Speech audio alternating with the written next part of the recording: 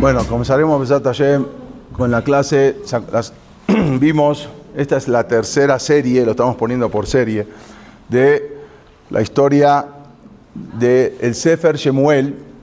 Ya habíamos visto cómo Haná y Peniná, Haná no podía tener hijos, luego tuvo un hijo, Peniná, que tenía 10 y ella la presionaba mucho para que hacerla sufrir. ¿Para qué? Para que se sienta más obligada y más presionada a rezarle, pero se equivocó en la forma. Eso fue en la primera clase, hasta que después, en la primera serie que vimos, la segunda, después tuvo un hijo y ella había prometido que lo iba a llevar al Mishkan para que esté ahí sirviéndole en el Mishkan, sirviéndole a Dios dentro del Mishkan. Y uno de los castigos fue que cada hijo que tenía, que le nacía a Haná, le morían 2 a Peniná. Eso fue un castigo muy, muy fuerte, hasta que al final el quinto hijo, cuando ya iba a tener el quinto hijo, Haná, vino Peniná, le dijo: por favor, nada más me quedan 2 hijos, rézale a Dios. Peniná le dijo a Haná al final, bueno, y esos 2 hijos al final vivieron, por eso se consideran como que Haná tuvo 7 hijos. Y entonces Shemuel se quedó en el Mishkan. Obviamente su mamá lo venía a visitar, aparte de las 3 veces que se venían, que se tenía que visitar el Mishkan, aunque las mujeres no estaban obligadas, en Pesach y Shavuot, Sukkot, pero varias veces venía su mamá Haná a visitar a Shemuel. Ella había tenido ya aparte otros 4 hijos que no estaban en el Mishkan, vivían con ella. Y sabemos que el Caná, habíamos dicho que el Caná era el papá de Shemuel y era un Saddik, era una persona muy recta, muy justa, el más Saddik, el más recto, el más justo de toda la generación. Entonces, ahí nos habíamos quedado. También habíamos visto que los hijos de Elí y Cohen, que eran Kohanim, que trabajaban dentro del Mishkan, no eran personas honestas, ¿sí? Sino que hacían, primero que todo, cuando la gente traía su corbán, su ofrenda, ellos primero les pedían, cuando se cocinaba la carne para la ofrenda, después de haber hecho el sacrificio, primero le pedían comer ellos la carne, cuando tenían que haber primero quemado la ofrenda primero. Ellos se llevaban primero la carne para ellos, no se podía. Aparte, cuando las mujeres también venían a traer su corbán, su ofrenda, que habían tenido familia, habían dado a luz, había una obligación de traer un corbán la mujer. Entonces, como era un corbán muy simple, un corbán de una ofrenda de palomas, algo que no era mucho de la carne que comer, entonces las dejaban esperando, y a veces la mujer que se tenía que regresar a su casa, las dejaban toda la noche ahí esperando. Incluso en el Naví dice que ellos violaban a esas mujeres. No quiere decir que violaban a esas mujeres, sino que por el hecho de no dejarlas, de retrasarlas, de que regresen con sus maridos, a estar con sus maridos, la Torá lo consideró como si ellos estuvieron con esas mujeres. O sea, y entonces, y ellos eran los Kohanim, ellos eran los encargados del Mishkan. Varias veces también lo vio Elí, que era el papá, y el papá como que no lo podía creer de sus hijos que hagan eso. Y a veces los reprochaba, pero no al grado de reclamarle bien como se debe de reclamar, como que Elí un poco se hizo la vista gorda o no le reclamó como tenía que reclamar. Entonces, el Caná, que era el papá de Shemuel, que también fue considerado profeta, la Torá considera profeta, hubieron muchos profetas, pero de los 48 principales son los que profetizaron para el pueblo de Israel. Pero no los que hicieron una sola profecía, hubo muchos también, pero en un momento que solamente tuvieron una nebuá, una profecía divina en ese momento. Así fue que el Caná, que era el papá de Shemuel, tuvo una profecía que se tenía que ir a transmitírsela a Elí a Cohen. ¿Qué fue? El Caná, el papá de Shemuel, se dirigió entonces al Mishkan. ¿Dónde vamos? Estamos en el Perek Bet. Se dirigió al Mishkan con Elí y le transmitió una profecía que había recibido de Hashem. Le dijo: así me dijo Dios, así me dijo Hashem, he sabido que desde Egipto me rebelé yo con, así dijo Dios, me rebelé con Aarón a Cohen, me le presenté a Aarón a Cohen, el cual tú eres descendiente, le está diciendo el Caná, el papá de Shemuel, a Elí a Cohen. Tú eres descendiente de Aarón a Cohen, y en él puse mi Shejiná, en él puse mi providencia divina, en Aarón. Y escogí a él y a su descendencia de entre todas las tribus de Israel para que ellos sean los encargados del Mishkan. Tú lo sabes eso. De ofrecer los korbanot, de ofrecer el ketoret, el incienso, de vestirse con la ropa de los kohanim. Sigue diciendo, también le di a los kohanim para que comieran la carne de los korbanot. Le está transmitiendo lo que él había recibido, esa nebuá, esa profecía. Entonces le dijo, ¿por qué tú y tus hijos desprecian a esas korbanot, a esas ofrendas que les ordené traer al Mishkan? Le estaba transmitiendo lo que le había dicho Dios. ¿Por qué tú demuestras que tus hijos son más importantes que yo? Así dijo Dios. Cuando ustedes comen la carne de la ofrenda del Corbán, antes de ofrecer primero mi parte en el Mizbeach, en el altar. Ahora, en verdad Elí no había hecho eso. Eso lo hacían los hijos. ¿Por qué le está reclamando a Elí? ¿Por qué? Porque como él no reprochó a sus hijos de manera que tenía que haberlo hecho, entonces Hashem lo incluyó junto a sus hijos en el pecado, porque tenía que haberle reclamado a sus hijos, ¿sí? Aunque él podía haber dicho no me di cuenta, claro que estaba ahí, pero a veces no quería ver lo que se veía. Entonces le siguió diciendo, la dinastía del Cohen Gadol era de Aarón, ahí empieza lo que es el Cohen, ahí empieza el sacerdocio de Aarón a Cohen. Sí, continuó con sus dos hijos. Los hijos de Aarón eran Elazar e Itamar. Luego pasa a Pinjas. Pinjas era el nieto de Aarón. Pero lo que había ocurrido hace un tiempo, que fue todo lo que pasó con Pileges, esa mujer concubina que terminó muy mal y fue todo un desastre, que fue una tragedia muy grande en Israel. Entonces Pinjas, que hasta ahora era el Cohen Gadol, fue quitado. Dios le dijo, tú ya no puedes seguir siendo el Cohen Gadol porque ¿qué culpa tuvo Pinjas? Tú tenías que haber instruido al pueblo. Y como tú te encerraste en tu tabernáculo y en tu lugar, y no fuiste de lugar en lugar a enseñarle al pueblo, entonces le quita la Keuná, le quita el sacerdocio a Pinjas como Cohen Gadol, y se lo pasa a Elí a Cohen. Por eso Elí a Cohen recibió el ser Cohen Gadol, porque en verdad era Pinjas el Cohen Gadol. Lo que pasa que después lo que pasó con todo este suceso, entonces fue destronado, vamos a decir, de la Keuná, del santo, de lo que era el Cohen Gadol, el sumo sacerdote. Entonces se lo dieron a Elí a Cohen, que descendía de la familia de Itamar.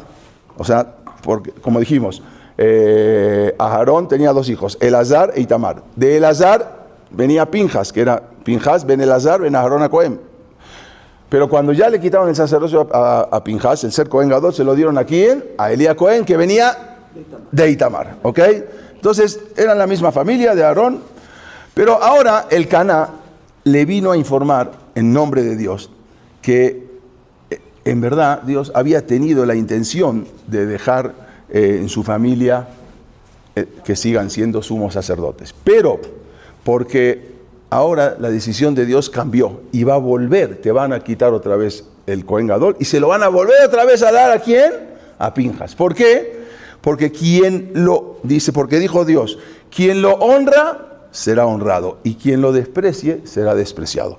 Por lo tanto, tus hijos, porque tú no regañaste y no le reclamaste a tus hijos lo que veías, entonces tus hijos, o sea, tú con tus hijos serán destronados, ya no serán Kohanim, ya no vas a seguir siendo el sumo sacerdote. Por lo tanto, la familia de Elazar, quien sí había honrado a Dios, como dijimos, aunque no fue en lo que fue lo de Pileges, la mujer concubina, pero de todas maneras van a volver a ser otra vez los Kohanim. Así le dijo. ¿Quién se lo dijo? Se cumplió más adelante. Después vamos a ver que más adelante se cumplió en la época de Shelomó, del rey Salomón. Pero eso lo vamos a ver. Entonces, ¿y cuál es la señal? Bueno, él le dijo así. No solamente que vas a perder el ser sumo sacerdote, sino también aparte de eso, no seguirán sirviendo en el Mishkan y sufrirán al ver que la otra familia van a ser los Kohanim Gedolim. O sea, no es que, eran dos familias muy importantes, pero lo peor es, no solamente que los quitó, sino que vas a ver a la otra familia como van a seguir siendo Kohanim, van a seguir siendo sumos sacerdotes. Además, por causa de que tus hijos comieron la carne del Corbán antes de tiempo, entonces así será con todos sus descendientes que morirán antes de tiempo. Y desgraciadamente, o sea, esa Kelalá, se puede decir que hasta hoy en día está. Estamos hablando hace 3000 años. Todos tus descendientes de Elías Cohen morirán antes de tiempo, a menos que hicieran Teshuvá, hicieran Tzedaká, hicieran Gesed, favores, que ahí se le vuelve. Pero si no, desgraciadamente es una maldición que para toda tu descendencia, porque tus hijos se comían el Corbán antes de tiempo y hacían sufrir a la gente e hicieron un Hilul Hashem muy grande porque todo el mundo hablaba de los hijos y todo el mundo ya no quería ir. ¿Para qué voy a ir al Mishkan? Y miran lo que hacen, y la mujer ya no quería traer su Corbán porque sabía que iba ahí y la retenían durante unos días. Entonces todo eso que hicieron tus hijos Hofni y Pinhas, entonces todos sus descendientes morirán antes de tiempo y no alargarán sus días. Y la señal de que se cumplirá esta profecía es que tus dos hijos morirán el mismo día. Dicen que Tawil es Me'elia Cohen, ¿ok? Así cuando suben al Sefer Torah dice Tawil Me'elia Cohen, de la descendencia de Elías Cohen, pero no es seguro, así dicen. Pero de todas maneras, vamos a ver unos sucesos también que pasaron, que sí, que hasta hoy en día la persona que tiene que cuidarse mucho porque el gesed del favor, hacerse de acá, eso aumenta todavía 22 años de vida. ¿Por qué 22? Bueno, las 22 letras del abecedario hebreo, que ahí la persona que hace gesed, hace favores, le aumentan 22 años de vida. Probablemente para toda esta gente que en la Gemara pasó, vamos a ver casos, y hasta hoy en día, por eso dicen que Tawil viene de Elías Cohen, no es seguro, pero así explican.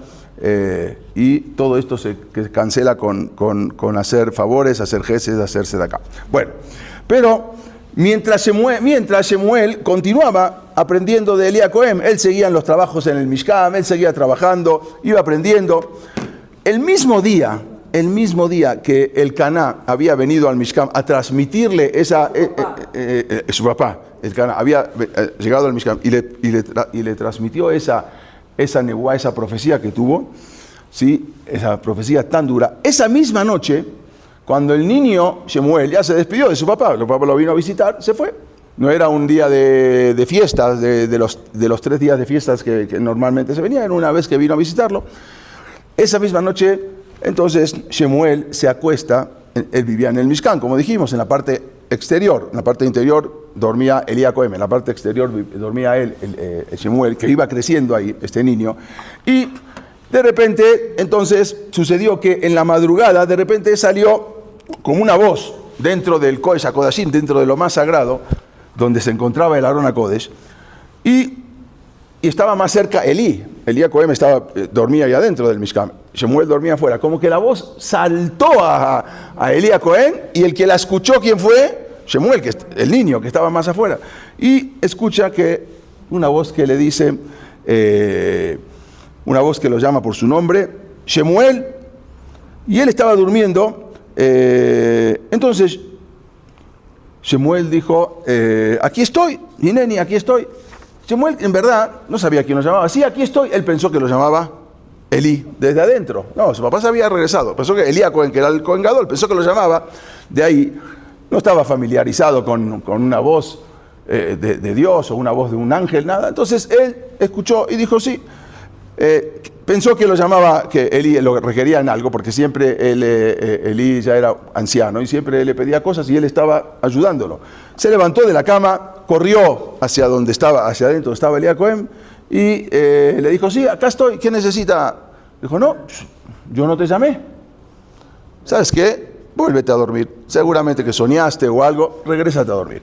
Bueno, él se regresó a su cama a dormir otra vez, y cuando se vuelve a acostar, otra vez se escucha, Shemuel, Otra vez se levanta, corre de nuevo con Elí, dijo, aquí estoy. Y Elí dijo, no, pues yo no te llamé. ¿Cómo puede ser? No, estás equivocado, quizás por tanto trabajo, por tantas cosas que estás haciendo acá en el Mishkan, en el tabernáculo, vuélvete a dormir. Pero ya se fue, no se pudo dormir, se acostó. Y una tercera vez, otra vez, escucha que le dicen, Shemuel. Entonces, otra vez, le dijo, una tercera vez va con Elí a Cohen, dijo, yo no te llamé. Pero entonces está raro, mira.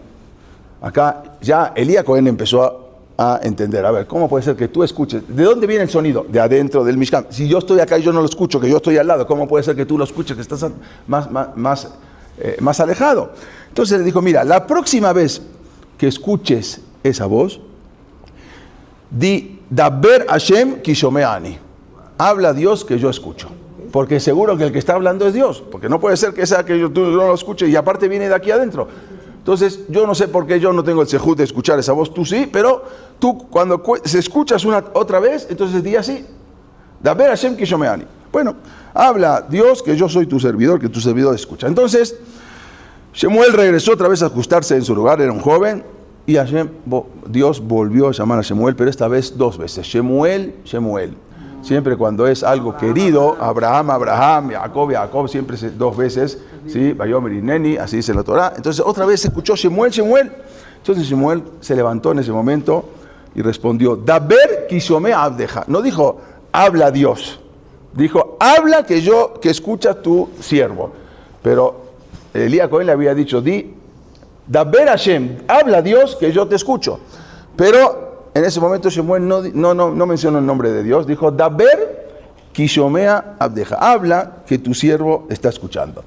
Ahí explican los jajamín que en verdad Shemuel no quiso decir Daber Hashem, no Hashem, es Daber Amonai, el nombre de Dios, porque él no estaba seguro si era Dios o qué, sí, pero no estaba seguro. Entonces, ¿cómo él no quería pronunciar el nombre de Dios en vano?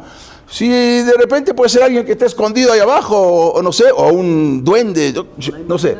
Entonces él no sabía quién lo llamaba, entonces por eso no quiso mencionar el nombre de Hashem. Él dijo, Daber ki ani abdeja, habla, Daber ki shomeani, que yo escucho. Entonces, en ese momento él se acercó de donde venía la voz, se acercó, hasta que llegó exactamente a donde estaba el Aarón Berit, el arca de la alianza, ¿no? Estaba allá dentro del Kodesh HaKodashim, ahí se acerca porque él escucha, y se acerca ahí, y en ese momento él se aposterna ahí y dice, y empieza a escuchar la voz de HaKadosh Baruj Hu. Le dijo, voy a hacer algo muy temible para el pueblo de Israel, que quien lo escuche temblará. Le dijo, y eso será que el Aarón HaKodesh caerá en manos de los Pelishtim. El Aarón HaKodesh, que es el arca sagrada, va a caer secuestrada en manos de los filisteos. Y ese mismo día, le siguió diciendo Hashem, se materializará la terrible profecía sobre la familia de Elí, que ya le habían dado la profecía a Elí, que comenzará con sus 2 hijos que morirán y continuará con toda su descendencia, quien morirán jóvenes a la edad de 18 años. Algo terrible, porque su padre Elí sabía que sus hijos me despreciaron y aún así no los removió de sus puestos, los dejó, tenía que sacarlos de sus puestos, los dejó. Y por cuanto que ellos despreciaron las ofrendas, los korbanot, entonces juro que ninguna ofrenda les servirá ahora para perdonar sus pecados. ¿Por qué? Porque en categor nace sanegor, un ángel acusador no se puede volver en defensor, ¿sí? Un mismo abogado que es acusador no se puede volver en defensor. Entonces, el corbán, la ofrenda que uno traía era para perdonar los pecados, no se puede convertir ahora esa misma ofrenda que ellos la utilizaron para hacer abonot, para beneficio propio, porque cobraban dinero. A ver, yo quiero traer primero el corbán, a ver, dame dinero por abajo de la mesa. O sea, entonces, ese mismo corbán ahora no se va a poder convertir, esa misma ofrenda, en una capará, para poder anular sus pecados. Pero, sin embargo, como dijimos, ahí mismo con la teshuvá, el arrepentimiento, con el gesed, hacerse de acá, eso sí. Pero después de que Shemuel oyera la voz de Hashem, se regresó a su cama. Ya no fue a contarle a Elí, le daba pena contarle a Elí esto que había escuchado, como le va a decir. Dijo, mejor me quedo callado, se fue a su cama, volvió. Y muy temprano, en la mañana, antes de que madrugara, fue a abrir la puerta. Como cada mañana él iba y abría las puertas del tabernáculo, las puertas del Mishkan. Pero no fue con Elí a transmitirle la profecía que había recibido, para no darle esa mala noticia al Cohen Gadol. ¿Qué le va a decir? Entonces, después de que él se dedicó a abrir la puerta, a limpiar, preparar todo, Elí lo llamó y le preguntó, Shemuel, ven. Elí era ciego ya, se había quedado ciego. Les dijo, a ver, le dijo, por favor, dime, ayer al final fuiste, ¿no? Te acercaste. ¿Qué te dijo Dios? Dime lo que te dijo. No me ocultes nada, porque si me ocultas y no me revelas lo que Dios te dijo, entonces la misma maldición que escuchaste caerá sobre ti. Entonces me tienes que decir todo completito como escuchaste que te dijo Dios.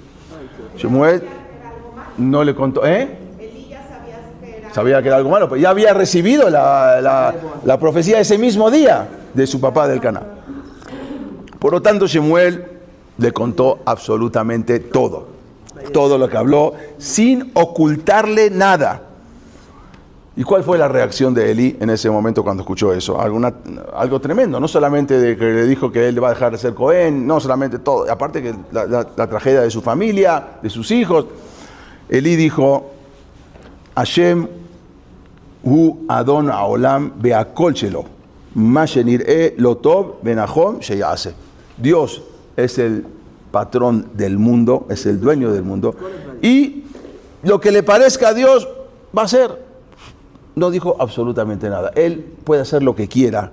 Los jajamín explicaron que después de que dijo eso, él había dicho como una maldición también, porque Elí dijo, si no me dices, la maldición va a caer sobre ti. Y cuando un jajam muy grande, un sabio muy grande, dice una maldición, aunque es una maldición condicionada, si no me dices, la maldición. Quiere decir que si me dices, la maldición no. Pero por cuanto que salió de la boca esa palabra de un jajam muy grande, también repercutió en Shemuel.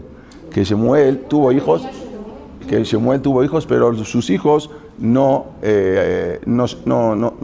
eran dignos para servir en el Mishkan. No fue tan grave, pero me refiero, repercutió que no salieron bien sus hijos. Me refiero no para servir en el Mishkan. Aún por la maldición que dijo, que una maldición que era condicionada. Oye, si no me dices, pero si me dices no importa, pero salió de la boca. Pero Shemuel continuó creciendo en sabiduría, en temor a Dios, y todo lo que decía, no solo la profecía, todo lo que decía, no solo la profecía, se cumplía. Entonces, todo el pueblo empezó desde Dan, al norte, quiere decir, de donde estaba Dan, que era el norte de Israel, hasta Beersheba, que era el sur de Israel, supieron que Shemuel era un verdadero profeta de Dios. Ya empezó a correrse su nombre se empezó a ser mefursan, a ser conocido por todos lados. La gente empezó a ver que este era un profeta, ya era la época, empezaba acá la época de los profetas. Shemuel fue el primero de la nueva era de los profetas. Sí hubo algunos, como dijimos, Deborah Neviá, su papá, pero el que se puede decir de la era de los primeros profetas ahora fue Shemuel. Más adelante, Hashem siguió presentándose a otros profetas, ya que por el sehut de Shemuel recayó la profecía en otras personas también. Pero Shemuel como que fue el primer Nabí oficial. Pasamos ahora al Perek 4, el Perek Dalet. En esa época Israel estaba enfrentando batallas contra los Pelishtim. En esa época el pueblo venían ya de toda la época de los Shofetim, de los jueces. Y ya vimos que toda la época de los jueces fue una época trágica, una época que hacían mucha idolatría, una época que abandonaron a Dios, la gente no iba ni siquiera al Mishkan. El Caná, el papá, fue el que convencía a la gente mientras iba para que se acercaran al Mishkan. La gente estaba muy ocupada con sus quehaceres, la gente no se acercaba, la gente estaba muy, muy alejada de Dios. Y sabemos que cuando más se acercaban, ahí había tranquilidad, había paz. Cuando más se alejaban, Dios también más se aleja. O sea, no quiere decir, algo muy importante, no quiere decir que, por ejemplo, el pueblo de Israel es un pueblo que está en la historia, pero como dijimos, está por sobre la historia. No hay manera que el pueblo de Israel pueda existir hoy en día después de tantas persecuciones. El pueblo de Israel está rodeado hoy en día por 70 o por 100 países árabes que en un minuto los pueden acabar. Si no fuera porque está Dios presente. Cuando el pueblo de Israel se porta mal y se empiezan a alejar y se empiezan a asimilar, no es que Dios desaparece, sino que Dios saca la protección. Pero ahí está Dios. Tú te alejaste, yo me alejo. Cuando Dios saca su providencia divina, en ese momento atacan todos. Terminan cuando fue la Shoah. ¿Sí? No es que la gente preguntaba, ¿y dónde está Dios? ¿Y dónde estuvo Dios? No, Dios estuvo. Solamente que se alejó un poco y en el momento que saca la protección, ahí en ese momento ya vienen todos los países y vienen todos los enemigos. Entonces, cuando uno está más cerca espiritualmente con Boreolam, ¿sí? Y el pueblo de Israel está más cerca, Hashem está con nosotros. Entonces, en ese momento, el pueblo de Israel estaba muy alejado. Dios, entonces, como que quita un poco la protección. Y en el momento que quita la protección, en ese momento se abalanzan todos contra el pueblo de Israel. En esa época, Israel estaba enfrentando una guerra contra los Pelistín. El pueblo de los Pelistín, los filisteos, no tiene nada que ver con los palestinos, absolutamente nada que ver, pero ese pueblo fue un pueblo que siempre estaba hostigando al pueblo de Israel. Y estaban acampando en un sitio que se llama Afek. Era un sitio, ahí estaban acampando los Pelistín. Entonces estaban guerreando en esa época contra el pueblo de Israel y salieron victoriosos, resultaron victoriosos y lograron matar a 4.000 hombres de Israel. Por lo que los soldados de Israel regresaron a su campamento, llamado Eben Haezer, y regresan a su campamento, y entonces los ancianos dicen, bueno, perdimos ahorita esta pequeña guerra, 4.000 hombres, pero ahora no nos podemos quedar aquí, tenemos que hacer algo para salir de nuevo y ganar la guerra. Lo que pensaron esos grandes hombres sabios, que se equivocaron, dijimos, vamos a traer el Arón HaKodesh, vamos a traer el arca sagrada a la guerra, y por cuanto que Dios va a proteger el arca sagrada, entonces también nos va a proteger a nosotros, como un amuleto, ¿no? Es como van a la guerra y vamos a llevar todos los Sefer Torah de la comunidad a la guerra. ¿Para qué? Porque Dios va a proteger los Sefer Torah, entonces seguramente va a protegernos a nosotros. Entonces decidieron llevar el arca sagrada. ¿Qué había dentro del arca sagrada? El arca sagrada, sabemos, donde era de oro, de madera recubierta con oro, que estaban los querubim arriba de oro, y adentro se guardaban las lujot, ¿sí? Se guardaban los shivrea lujot, los pedazos de las lujot que había aventado Moshe y que se habían roto, y después las nuevas lujot. Entonces todo ahí adentro se guardaba eso. Entonces era lo más sagrado. Por lo tanto, ellos dijeron, vamos a traer esto a la guerra, y con esto, entonces, vamos a ganar. Esa era la intención, que Dios va a cuidar el Arón, el Arón Aperit, esto, el arca sagrada, entonces también cuidará a nosotros en la batalla. Y así hicieron. Entonces, como habían fallecido 4.000, entonces ahora mandaron a llamar que del Mishkan, entonces el Jofni y Pinjas, los hijos de Elías Cohen, fueron los que llevaron, ellos eran los que tenían que cargar el Arón HaKodesh hacia la guerra. Entonces Jofni y Pinjas cargan el Arón y se van desde Shiloh con toda la gente, trasladando también hacia el campamento. Cuando llegó el Arón al campamento de Israel, entonces el ejército judío empezaron a tocar, para recibir el arca sagrada, todos tocaron el shofar, era como una señal de guerra, ¿no? Entonces todos tocaron el shofar, un estruendo muy grande, que en ese momento cuando los Pelistín, que estaban en el otro lado del campamento, porque antes las guerras eran como se ven ahí en las películas, ¿no? Que vienen unos contra otros. Entonces escuchan y se estremecen, tantos tocando el shofar, todos juntos. Entonces dijeron, ¿qué está pasando? ¿Qué son esos estruendos? Se quedaron paralizados, se quedaron duros. ¿Por qué están tocando? Algo pasó en el campamento de los judíos. Entonces ahí al final se enteraron qué era lo que estaba sucediendo, que habían traído el arca sagrada a la guerra. Entonces tuvieron miedo. Muchos de los pelistín, los más inteligentes, decían, bueno, estamos acabados, porque ya supimos lo que pasó cuando salieron de Egipto con los egipcios, que era el pueblo más fuerte, con lo que se había abierto el Yansuf y todo lo que sucedió. Entonces, tenemos miedo, ellos tenían miedo de lo que pasaría. ¿Qué vamos a hacer? ¿Nos retiramos? ¿No nos retiramos? Ellos decían, ¿quién nos va a salvar del Dios fuerte de ellos? Pero, sin embargo, había otro grupo dentro de los pelistín que dijeron, ya, mira, tranquilos. Su Dios ya descargó toda su furia con los egipcios. Ya no hay más. Toda la furia de ellos, ya no hay lo que temer, ya no tenemos que temer. Toda la furia de Dios que tenía, ya la descargó, ya está. No hay ningún problema, vamos a salir a la guerra. Y entonces todo el campamento se fortalecieron y ahí salieron a la batalla contra los judíos. Hubo una guerra que comenzó, pero enseguida entró un temor a los Yehudim, a los judíos, que vieron que empezaron a perder y se empezaron a escapar. O sea, los judíos escapándose, los pelistín corriendo, y en ese momento se escapan y les toman como botín de guerra, se llevan el Arón HaKodesh. Los pelistín se llevan el Arón HaKodesh, capturan eso. Y no solamente eso, sino que matan a 30.000 soldados judíos, mueren.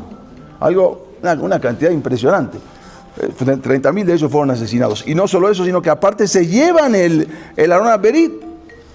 Y en esa batalla también mueren los hijos de Elías Cohen, Hofni y Pinjas, exactamente como habían dicho, que la señal de que lo que de la nebuá, de la profecía, se va a cumplir, es que el mismo día van a morir tus dos hijos. Entonces, sin embargo, ahí fue algo terrible, porque fue la batalla, perdieron 30.000, y no solamente eso, sino que se llevan, aparte de eso, que mueren 30.000, se llevan capturado el arca sagrada, que era lo más sagrado del pueblo de Israel, algo tremendo, algo muy, muy difícil. Y en ese momento, dentro del ejército judío, había un hombre que todos los mefarsim explican que ese hombre se llamaba Shaul. ¿Okay? Ese hombre Shaul, que luego, más adelante, sería el rey. Cuando vio que se llevaban el Arón HaBerit, el arca sagrada, y a lo lejos él ve que había un gigante que se estaba llevando, o sea, mientras llevan el arca sagrada, un gigante que se la lleva, y en la mano había sacado las lujot, las tablas que había entregado Moshe, y se las llevaba así como en su mano, como cargando. Y cuando vio eso, este hombre corrió, se metió dentro del campamento, entre uno y otro, no le dio miedo, y llegó con donde estaba ese gigante que se llamaba Goliat, y le arrebata las lujot, le saca de su mano las lujot. Cuando vieron eso, todos los que estaban ahí, porque pensaron que era un soldado de ellos, no se imaginaron que era un soldado judío, y cuando ven que le arrebata, se quedan paralizados. ¿Cómo puede ser que un hombre venga y le arrebate a un gigante las lujot, las tablas de su mano? Como que no sabían qué hacer. Entonces, salió corriendo, y ni siquiera lo corrieron. Lo corrieron un poco, dice Midrash trae que si lo corrieron o no, pero salió corriendo y la gente como que no sabía qué. Veían que por un lado se quedaron con el arca sagrada, pero el otro salía corriendo, un hombre que salía corriendo, y se fue. Y pudo rescatar este hombre, Shaul, que más adelante sería el rey, pudo rescatar las lujot, mientras que el arca sagrada en sí se quedó en la mano de los pelistín. En ese momento, Elías Cohen estaba en el Mishkan, sentado, preocupado, porque se habían llevado el arca sagrada, y aparte sus hijos se fueron a la guerra, y aparte quería saber cómo era, no había transmisión para ver cómo iba la guerra, entonces estaba sentado, quería noticias, estaba sentado en la puerta de Shiloh, en la puerta de la ciudad de Shiloh, esperando noticias, a ver qué. Estaba sentado esperando noticias, a ver qué pasaba, mientras quería algún informe de la guerra. Pero seguramente cuando van a entrar por esta puerta, pero Shaul cuando llegó no entró por esa puerta a Shiloh, que tenía varias puertas de entrada a la ciudad, entró por otra de las puertas. Cuando lo vieron entrando a Shaul, con las lujot, todo con las ropas rotas de la guerra, con toda la tierra en la cabeza y en todo el cuerpo, entonces lo conocían. Decía, ¿qué pasó? Y les contó todo lo que había pasado. murieron los hijos de Elías Cohen, Jofni y Pinjas. Se llevaron secuestrado el arca sagrada. Mataron a muchísimos miles de judíos. La gente empezó a gritar, la gente empezó a llorar. ¿Cómo se llevaron el arca sagrada? Aunque estaban las lujotas ahí, pero de todas maneras, ¿cómo se lo llevaron? Bueno, Elí todavía estaba en la otra puerta esperando las noticias, pero cuando empieza a escuchar todo el ruido de la gente llorando, entonces dijo, ¿qué es esto que estoy escuchando? ¿Por qué están llorando? ¿Qué está pasando? Y le dijeron que acaba de venir un soldado de la guerra y le contó, entonces dijo, tráiganmelo. Llegó, entonces esa persona, era un joven, Shaul, llegó con Elí y le dijo, yo estuve en la guerra y me escapé y regresé acá. Entonces le dijo, Elí le dice, bueno, pero ¿qué es lo que pasó? ¿Qué es lo que sucedió? Y ahí fue cuando Shaul le reveló que los soldados de Israel se escapaban del ejército pelistí mientras lo hacían, el enemigo los persiguió, mataron a muchísimos soldados, también mataron a tus hijos, les dijo Jofni y Pinjas, murieron en esa batalla. Y el Arona Berit, el arca sagrada, también fue capturada. Al oír eso Elí ya tenía 98 años, cuando era, y aparte era muy pesado. Cuando escuchó eso, se desplomó en su silla y como no se pudo sostener, su silla se cayó para atrás y al caerse se pegó con la nuca en el piso y en ese momento falleció Elías Cohen. Quiere decir que el mismo día prácticamente que fallecieron los hijos, también fallece Elías Cohen. La nuera de Elías Cohen, la esposa de Pinjas, que también había fallecido, cuando se entera también de lo que sucedió, ella estaba embarazada y entonces cuando se enteró la noticia esa, entonces como que se le rompió la fuente y ella también se cayó al suelo y murió también de la noticia cuando se cae y justo en ese momento, antes de morir, tuvo un bebé prematuro. Pero justo antes de morir, la gente que estaba a su alrededor, las mujeres, los que estaban ahí, trataron de consolarla. Le dijeron, bueno, ya, por favor, mira, has tenido un niño, te ha nacido un... La nuera de Elías Cohen, la esposa de Pinjas, que había de uno de los hijos de Elías Cohen que había fallecido en la guerra. La tranquilizaron, pero ella, antes de morir por ese parto prematuro, alcanzó a murmurar algo y dijo, por favor, llamen a este niño Icabod. ¿Qué quiere decir Icabod? Un niño que lo llamen sin honor, que le ponen, ¿sí? Porque el arca ha sido desterrada de Israel, ha sido secuestrada y también mi suegro y mi esposo murieron, aparte su cuñado también. Entonces, eso es lo único que acabaron de escuchar de ella, llamen a este niño Icabod. Todo esto sucedió un 10 de Iyar, un 10 del mes de Iyar. También, unos días después, los pelistín llegaron a Shiloh y destruyeron el Mishkan. O sea, de perder el Mishkan, el tabernáculo ya no tenía el arca sagrada, pero lo destruyen también. Y entonces, Shemuel, cuando ya sabía que venían los pelistín, trasladó todos los objetos sagrados del Mishkan a otro lugar, a una ciudad que se llamaba Nob. ¿Sí? Ya, Nob. O sea, Nob. Hasta ahí, o sea, fue la última vez que duró el Mishkan en Shiloh. Y a partir de ahí se traslada a Nob. Y ahí en la ciudad ya tenía 369 años el Mishkan ahí. Y ahí sirvieron los Kohanim de Elí durante 13 años hasta que, como veremos más adelante, en el Perek 22, el rey Shaul mató a los Kohanim de Nob. Vamos a ver más adelante que mismo el rey Shaul fue y mató a todos los Kohanim. Vamos a ver por qué más adelante en la ciudad. Pero después el Mishkan se traslada a otro lugar, después de ahí de Nob se trasladó a otro lugar que se llama Gibón. Ahí en Gibón, 369 años en Shiloh. Después de Shiloh estuvo 13 años en Nob, que después vino Shaul y mató a los Kohanim, y después de ahí se trasladó a Gibón 44 años, hasta que vino Shelomo Amelech, el rey Salomón, y construye el Bet HaMikdash. Durante esos 57 años que hubo entre la destrucción del Mishkan Shiloh y el Bet HaMikdash, cuando se destruye el Mishkan Shiloh y el Bet HaMikdash, ahí se permitía a los judíos ofrendar korbanot en las bamot, altares particulares. O sea, ahí sí se les permitió, porque siempre era solamente en el Mishkan, pero ahí sí se les permitió durante esos 57 años que los judíos el que quería hacer un korban lo haría en su casa, hacía un altar y ahí lo hacía. Entonces voy a repetir esto último. Entonces, 13 años estuvo el Mishkan después, como dijimos, que pasó de los 369 años que estuvo en Shiloh, después pasa a la ciudad de Nob, después de esos 13 años, 44 años estuvo en Gibón, hasta que después se construye el Bet HaMikdash. Fueron 57 años que hubo entre la destrucción del Mishkan Shiloh cuando se construyó Shelomo, el rey Salomón, el Bet HaMikdash. Ahí se podían hacer Bamot. Quiere decir, cada uno si tenía que hacer un Corban, lo podía hacer en el patio de su casa, hacía un altar y ahí lo hacía. Así terminaron 40 años de liderazgo de Elí. Fue 40 años que fue líder ahí en la época del Mishkan Shiloh, y fue también la época de los jueces. Porque Elí, aunque Samson fue el último juez, pero también Elí, aunque era el Cohen Gadol, también era considerado como juez. Termina ya esa época. Elí fue el juez que sucedió a Shimshon y precedió a Shemuel. O sea, entre Shimshon y Shemuel justamente estaba Elí. La grandeza de Elí a Cohen se ve en su aceptación de la voluntad divina, porque luego de que Shemuel le fue y le reveló la profecía con la muerte de sus hijos, su muerte y todo, y cuando oyó esa profecía, ¿qué dijo Elí? Elí dijo, Bayomar, Hashem hu atov be'enav ya'aseh. Dijo, Hashem, él es Dios, y lo que le parezca a sus ojos va a ser. Y si tú me dijiste todo lo que me dijiste, bueno, Él es Dios, y Él sabe por qué lo hace. Esa fue la grandeza de Elí.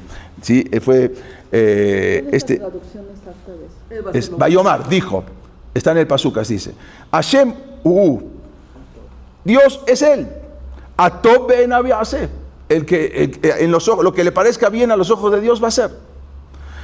Este fue el líder del pueblo judío y fue el maestro de Shemuel, quien a su vez entrenó y preparó a Shemuel para ser el futuro líder y profeta del pueblo de Israel. Sin embargo, Elí no cayó por ser un mal líder. Él no era un mal líder, sino porque cayó. ¿Cuál fue el motivo que cayó él? Por ser un líder que no puso límites a tiempo. Él tenía que haber puesto límites. Porque muchas veces creemos que a veces que es amar es no incomodar. Y no, ya sabes, no tengo que decir, mejor me quedo callado, mejor no digo nada. Liderar, a veces uno piensa que liderar no es confrontar, pero aquí la Torah nos enseña algo diferente, que amar también es corregir, y liderar también es saber decir hasta aquí, porque cuando uno calla, lo que tiene que decir, Hashem se lo dice a otro. Entonces, eso era lo que pasaba, y así se termina toda la historia de Elí, y ahora el líder del pueblo de Israel ya es Shemuel, no hay otro, sino que él sube ya como líder, él ya está creciendo, ya es un muchacho más joven, más adulto, y todo el mundo lo reconocía y ya llegó a ser el líder del pueblo de Israel. Nada más quiero terminar con esto. Mucho más adelante en la historia, quiere decir, estamos hablando ya por los años de esta era, más o menos estamos hablando por los años 300, 400 de esta era, habían... La Gemara cuenta en Rosh Hashanah, página 18, menciona que había dos jajamim que son los más importantes de todo el Talmud. Son los que más mencionados están en todo el Talmud. Se llaman Abayé y Rabá. No existe una página acá prácticamente en el Talmud que no exista las kushiyot de Abayé y Rabá, las preguntas de uno y otro. En todo el Talmud están mencionados miles de veces. Y ahí explica la Gemara que ellos descendían de Elí a Cohen. Entonces, está escrito que estamos hablando por los años 300 de la era común, 350 de la era común, mucho después de lo que había pasado esto. Entonces está escrito que los hijos de Elí a Cohen, la descendencia, no iban a vivir larga vida. Entonces, Rabá, que era un jajá muy grande, vivió 40 años y llegó a ser una eminencia. Abayé, él vivió 60 años. Pero estaba escrito que nada más 18 años. La Gemara explica que Abayé, el jajam que vivió 60 años, alargó todavía mucho más su vida, porque él se dedicaba al estudio de la Torá y también a hacer tzedaká y gesed y favor. Por eso alargó hasta 60 años. En cambio, Rabá, que solamente estudiaba Torá, también seguramente que hacía gesed y tzedaká, pero no como se tendría que haber hecho. Entonces solamente vivió 40 años. Así trae el Talmud Babli. como dice allí, la Gemara dice, Rabá allá, dice, Arbaim Shanim, tenía 40 años, Abaye Shitim Shanim, Bekuló, dice, Bekulu Mibet a Elí, todos venían de la casa de Elí, todos venían descendientes de Elí a Cohen. Les voy a contar algo, ya con esto acabo. Había un señor en Inglaterra, ya estamos hablando en esta época, ¿no? Él había nacido en 1962, ¿ok? Era se llama Benzion Duner, era un filántropo impresionante. Él era un promotor inmobiliario, real estate, a su vez, como dijimos, era un gran filántropo judío ortodoxo de Inglaterra. Él vivía en Londres y era conocido por dar grandes sumas de tzedaká. O sea, no es que era una persona que daba tzedaká, no, es más, yo tengo gente conocida que me contaron que fueron con él a pedirle tzedaká a Londres. O sea, iban de todo el mundo. Benzion Duner. Él era un judío ultraortodoxo que alcanzó un gran éxito inmobiliario y vivía según como es la creencia religiosa, de que la riqueza no le pertenecía, sino que Dios había confiado en él su riqueza para que él tenga responsabilidad y la usara para bien. Él mismo se describía a sí mismo como yo soy el cartero de Dios, así decía. Bueno, él había nacido, como dijimos, en 1962 en Londres, había recibido una estricta educación ortodoxa siempre, y después, más adelante, cuando era joven, se fue a una yeshiva en Israel muy conocida, la yeshiva de Ponovich, la yeshiva de las más grandes yeshivot en Israel, más importantes, y se hizo muy amigo del Rav Shach. El Rav Shach era un rab muy importante, el Rosh Yeshiva de Ponovich, y después que falleció en el 2001, fue uno de los rabinos considerados más influyentes en la historia del último tiempo. Bueno, él valoraba especialmente el énfasis del Rav Shach en la modestia, la caridad y las prioridades en la vida. Esas lecciones tuvo mucha relevancia en él, y entonces él después se regresa, después de estudiar en la yeshiva, se regresa a Londres, empieza a trabajar, se hace una persona multimillonaria. Él diario se tomaba 4 horas para estudiar Torah, dejaba todo su trabajo. Cuando lo llamaban de la oficina, le decían alguna cosa urgente, entonces él les decía que pospusieran todos los tratos porque estaba ocupado resolviendo una disputa entre 2 rabinos babilónicos del siglo IV. Así decía, no puedo atender, estoy resolviendo ahora una disputa muy importante. Así decía siempre. Bueno, entonces muchas veces también volvía a su yeshiva de niño donde estudiaba y estudiaba con los niños. Entonces, él decía que si él tenía la suerte de tener dinero, entonces, y la bendición de tener dinero, debía usarlo como se debe. Entonces, él financió un montón de instituciones, no solamente en Inglaterra, también afuera. Además, todas las noches venían a su casa visitantes de todos lados. Él vivía en el barrio judío de Londres, Golden Green se llama, ¿no? Ahí vivía. Sí. Entonces, toda la gente que tenía diversos problemas económicos venía con él. Algunos de Inglaterra, otros venían de otros lados, gente que no tenía para comer o gente que tenía que hacer diferentes cirugías y no le cubría el seguro. Él se ocupaba de todo. Yo tengo amigos míos que decían, yo lo conozco, yo estuve con él. Bueno, entonces no solamente, sino que hablaba con ellos de los problemas, y cuando después que le daba la donación, le sonreía y le decía, gracias por venir. Porque él les decía que ustedes me dieron la oportunidad de dar una tzedaká. Si no estarías tú, yo no puedo dar tzedaká. Bueno, 2 noches antes de fallecer, se formaron grandes colas de fila en su casa. Era la festividad de Purim del año 2008. Y él, esa noche, se repartió, que era la noche de Purim, hay que hacer matanot de la Evionim y Sedaká y todo. Él, esa noche distribuyó cheques por más de 2 millones de libras esterlinas. O sea, una cantidad tremenda, ¿sí? Son como 3 millones de dólares hoy en día. Bueno, justamente esa noche contó uno que él venía de Jerusalén porque tenía un problema que lo estaban desalojando de su casa, recibió 10.000 liras. A todos le daba cheques y daba bien. Ahora resulta que esa noche de Purim termina y a los 2 días él se va a su country. Él tenía un country ahí saliendo de su casa en Londres, se iba como para Cuernavaca, vamos a decir, el country. Tuvo ahí un accidente automovilístico y el 22 de marzo del 2008 falleció. La gente no entendía cómo puede ser. Está escrito Tzedaká Tachil Mimavet. ¿sí? La sedaká salva. ¿Y qué sedaká te va a salvar de la muerte si dio 2 millones de libras esterlinas? ¿Cómo puede ser? No, o sea, algo tremendo fue porque en el mundo se escuchó, yo me acuerdo cuando falleció, y se escuchó algo tremendo. ¿Cómo puede ser? Bueno, al final la gente no entendía. Después de unos años, un jajam muy grande, un rabino muy grande, viajó a Israel y fue con el Rab Haim Kanievski, que vivía en ese tiempo, y le preguntó: a ver, rabino, ¿cómo puede ser? Si la Torah está escrito que la sedaká tatzil mimavet, la sedaká salva de la muerte.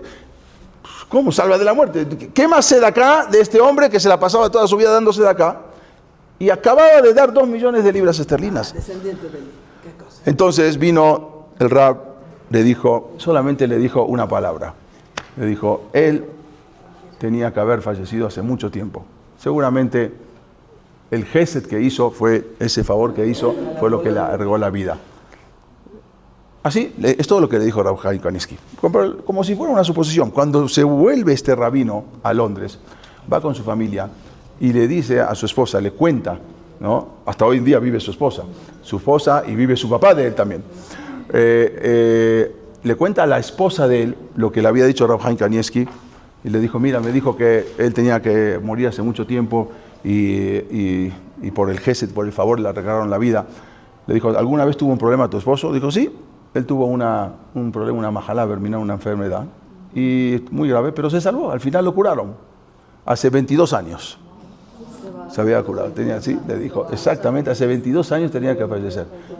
Increíble esa persona. Bueno, todas son cosas del Shammai, no sabemos, pero lo que es, aún siendo descendientes de Elías Cohen, uno no sabe si es, no es, seguramente que los que no son Kohanim no, los que somos Kohanim, pues, quién sabe, ¿ok? Pero hay que dar una persona tzedaká tatzil mimavet, sí, así. No nos decimos Elías Cohen, pero somos Kohanim, entonces sabemos que la persona que puede dar, lo que puede dar de tzedaká, lo que puede hacer gesed, no solamente dando, un gesed, un favor, ayudando al otro, todo eso salva a la persona y le alarga la vida. Esa fue, desgraciadamente, la maldición que la Alá que mandó Akadosh Baruj Hu, pero también está la salvación, que es cuando una persona puede ayudar al prójimo en lo que sea, con unas palabras bonitas, con una sonrisa, con sedaká, con lo que pueda dar, con una caridad. Todo eso es lo que salva al pueblo de Israel y alarga la vida del pueblo de Israel. Esto es el caso que sí supimos. Hay muchísimos casos que no sabemos, ¿no? Pero sí existe. Por eso trae en la Gemara Rosh Hashanah, página 18, que Abayé y Rabá, Abayé que hacía, aparte de estudiar Torah, también hacía gesed, vivió 20 años más que Rabá, que vivió 20 años, 40 años, 20 años menos. A partir de ahora empieza la época de Shemuel, empieza a ser el líder del pueblo de Israel, a dirigir y a pelear en las batallas contra, o no él personalmente, pero ahora empieza a darse vuelta la cosa y empieza Israel a ganar contra los Pelishtim, porque Shemuel empieza a acercar al pueblo de Israel a la Torah. La semana que viene vamos a continuar. Gracias.